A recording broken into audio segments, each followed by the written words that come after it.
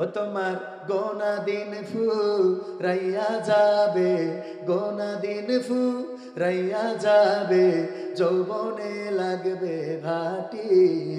ওই যে দেখো ডাকিতেছে তোমায় কবরের মাটি, ওই যে দেখো ডাকিতেছে তোমায় কবরের মাটি। সন্ধ্যার আগে যেদিন ডুবিবে বেলা, এক পলকে ভেঙে যাবে তোমার রঙেরই মেলা। সন্ধ্যার আগে যেদিন ডুবিবে বেলা, এক পলকে ভেঙে যাবে তোমার রঙেরই মেলা। কারে দিবা তুমি জোরে ধমক, কারে দিবা তুমি জোরে ধমক, কার মাথায় ভাঙবা লাঠি। ওই যে দেখো ডাকিতেছে তোমায় কবরের মাটি, ওই যে দেখো ডাকিতেছে তোমায় কবরের মাটি। খবর পেয়ে আসবে আত্মীয় স্বজন, তোমারই চার পাশে বৈশা তারা করিবে ক্রন্দন। খবর পেয়ে আসবে আত্মীয় স্বজন, তোমারই চার পাশে বৈশা তারা করিবে ক্রন্দন। সাজাইবে মনের মতন, সাজাইবে মনের মতন, কি সুন্দর পরিপাটি। ওই যে দেখো ডাকিতেছে তোমায় কবরের মাটি, ওই যে দেখো ডাকিতেছে তোমায় কবরের মাটি। ও তোমার গোনা দিন ফুরাইয়া যাবে, গোনা দিন ফুরাইয়া যাবে, যৌবনে লাগবে ভাটি। ওই যে দেখো ডাকিতেছে তোমায় কবরের মাটি, ওই যে দেখো ডাকিতেছে তোমায় কবরের মাটি। ঠিক না বেঠে? কবরের মাটি প্রতিদিন আহ্বান করে, ওগো আল্লাহর বান্দা, আমার ঘরে আসার আগে সচেতন হয়ে যাও, সাবধান হয়ে যাও।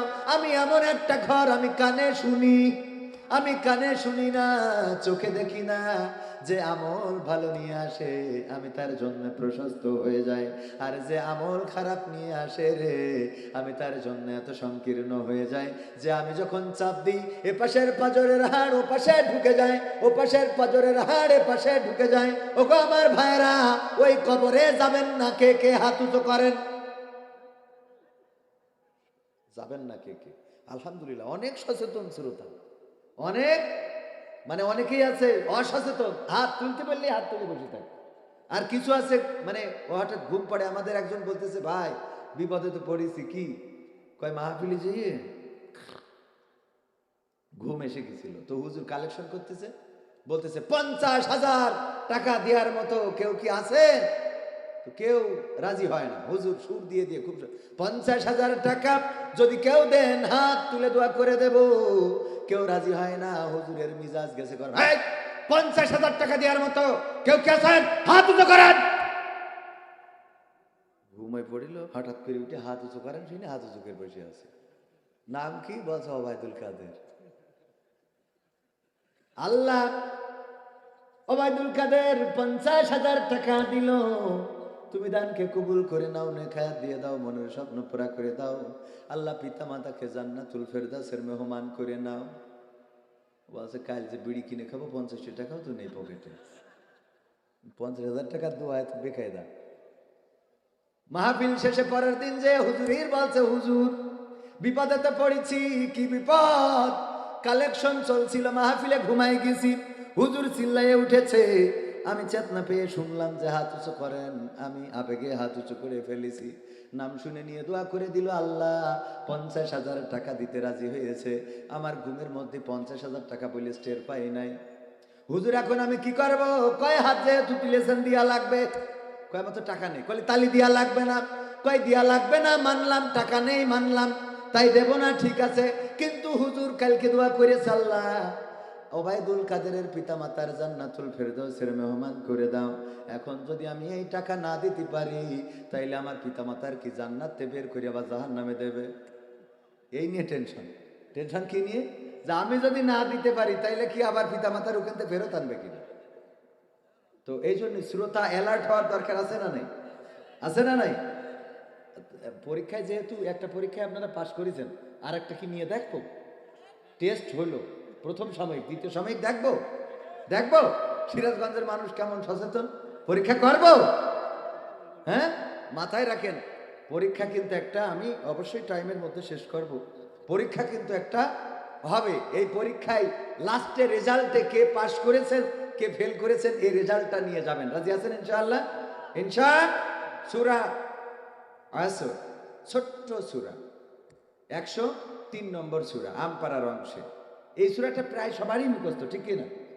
তবে আমি মাঝে মাঝে এভাবেও ভালো কাজ করা যায়, একটা অনুষ্ঠান করি, ওখানে যে সূরা ইখলাস, সূরা কাউসার এগুলো ধরি, আল্লাহর বান্দারা অনেকেই পারেন না, কষ্ট লাগে।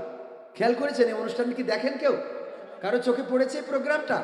দেখবেন যে আমি বলেছি যে হুজুর ফরজ কয়টা? কয় 3টা। আমি কইলাম কি? কয় জহর আসর আর মাগরিব। জহর আসর আর মাগরিব এলো হুজুর ফরজ। আমি বললাম গোসলের ফরজ কয়টা? কয় 2টা। আমি কইলাম কি? কয় গোসল করতে যেয়ে একবার উজু করতে হবে আর উঠে আসার সময় একবার উজু করতে হবে। বললাম যে ইসলামের স্তম্ভ কয়টা? কয় ইসলামের স্তম্ভ 2টা। বললাম কি? বললাম যে 2টা কি? কয় একটা হলো মা বাবার খেদমত আর একটা হলো বিয়ে করা। আমি বললাম যাক দ্বিতীয়টা রাখিস, তাও তো একটা আছে, ঠিক না বেঠে? তাও তো একটা ইসলামের স্তম্ভ। আমি মাঝে মাঝে অবাক হয়ে যাই, কালেমায়ে তৈয়্যিবাটা বলেন, লা ইলাহা ইল্লা আনতা সুবহানাকা ইন্নী কুনতু মিনাজ জালিমিন। মানে এত বিপদে ফেলে দিয়েছি যে দোয়া ইউনুস পড়ে বসে থাকি। আপনার সিরাজগঞ্জে এরকম আছে নাই? টেস্ট করব আমি এই অনুষ্ঠানটা, আমার নিয়ত বাংলাদেশের প্রতিটা জনপদে আমি যাব। খালি ওয়াজের সময় টাইম পাইনি, মাহফিল করব না ওই করব। আবার এখন নির্বাচন সামনে, একবার বিএনপির ভোট সাথী হয়, একবার জামাতের ভোট সাথী হয়। কারণ আমাদের তো ব্যালেন্স না করলে দাওয়াত হয় না, একটু জ্বালা শেষ নেই। সেদিন মাহফিলে গেছি, জায়গার কথা না বলি, সব নেতা অতিথি বিএনপির, একটাও জামাতের নেই। এখন জামাতরা কেউ আসেনি। তা আমার তো খালেদা জিয়া রস করা ছাড়া তো রাস্তা নেই, বলেন। কারণ শ্রোতাও এখন মাহফিল ভাগ করে নিচ্ছে। তবে এখানে মাহফিল কমিটি বেশ চালাক, একটা প্রধান অতিথি একটা প্রধান মেহমান, কোন দিকে যাওয়া, ঠিক আছে না বাবা?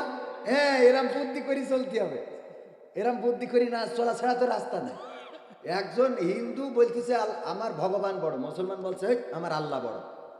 বলছে না আমার ভগবান বড়, না আমার আল্লাহ বড়।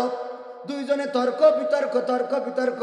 এক পর্যায়ে বলল, তোমার ভগবান যদি এত বড় হয় তাইলে চলো ওই পাহাড়টার উপরে উঠবো, দুইজন উঠে লাফ দিতে হবে। যদি তোমার ভগবান বড় হয় তুমি বেঁচে থাকবা, আর যদি আমার আল্লাহ বড় হয় আমি বেঁচে থাকবো।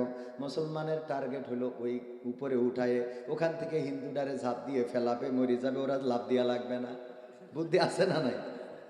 বুদ্ধি করে নিয়ে গেছে, নিয়ে যাওয়ার পরে বলছে নাও লাফ দাও তোমার ভগবান যদি বড় হয়। কয় তুমি আমার নিয়ে এসেছো, তুমি আগে লাফ দাও তোমার আল্লাহ যদি বড় হয়। মুসলমান বলতেছে এই তোর ভগবান যদি এত বড় হয় তো তোর ভয় কিসে, লাফ দে। তো হিন্দু দেখছে যাক আমি তো লাভ না দিলেও এই দেশে আমরা সংখ্যালঘু, না জানি আমার ধাক্কাতে ফেলে দেয়। ইমানেরও একটা জজবা বেড়ে গেছে, বলছে হে ভগবান তুমি আমাকে রক্ষা করো বলি লাভ দিয়েছে, ওর কিছুই হয় না। মুসলমান চিন্তা করছে হাই হা, তাহলে কি সত্যিই ভগবান বড়?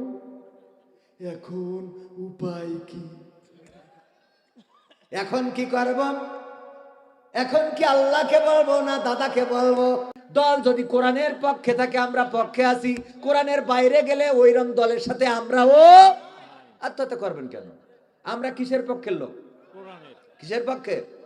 সম্মানিত ভাইরা আমার, মসজিদের উন্নয়নের জন্যই মাহফিল, ষষ্ঠতম মাহফিল। প্রথম বছর যারা ছিল অনেকেই আজকে এই জমিনের উপরে বলেন প্রথম বছরে যারা ছিল চিরজন্মের মতো বিদায় নিয়ে চলে গেছে এমন অনেকেই আছে।